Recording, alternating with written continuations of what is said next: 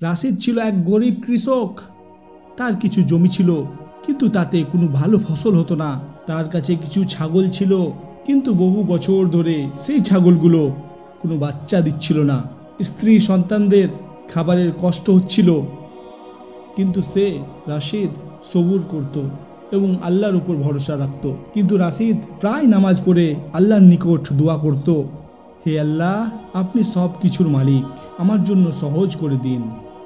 এইভাবে সময় পার হচ্ছিল, কিন্তু তার অভাব কম হবার বদলে আরও বাড়ছিল। এদিকে শয়তান সুযোগ পেয়ে গেল এবং তার মনে অস্বস্তা দিতে লাগলো। তুই এতদিন ধরে আল্লাহর উপর ভরসা করছিস, কিন্তু কিছুই হচ্ছে না।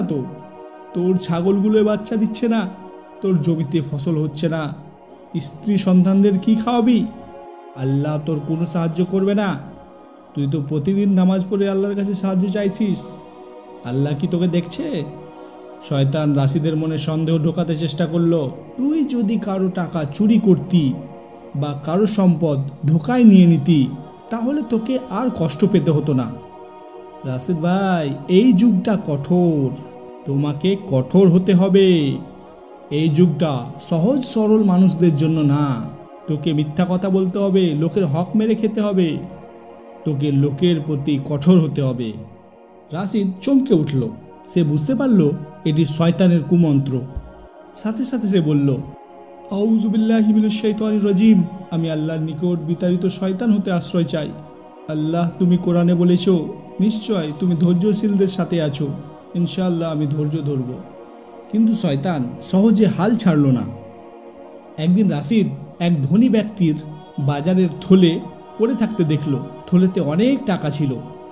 শয়তান তার কানে কানে বলল, এটা নিয়ে নে, তোর অনেক উপকার হবে।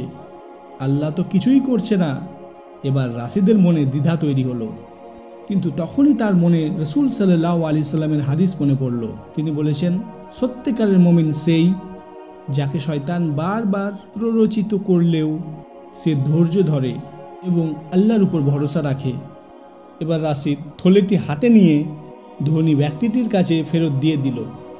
ধনী ব্যক্তিটি আশ্চর্য হলো এবং তাকে পুরস্কার দিতে চাইল, কিন্তু রাশিদ কিছুই গ্রহণ করল না। সে বলল, এটি আমি শুধু আল্লাহর সন্তুষ্টির জন্য করেছি। সে একটি হাদিস জানত, রাসূল সাল্লাল্লাহু আলাইহি সাল্লাম যেখানে বলেছেন, যে ব্যক্তি আল্লাহর জন্য কিছু ছেড়ে দেয়, আল্লাহ তাকে তার চেয়ে উত্তম কিছু দান করেন।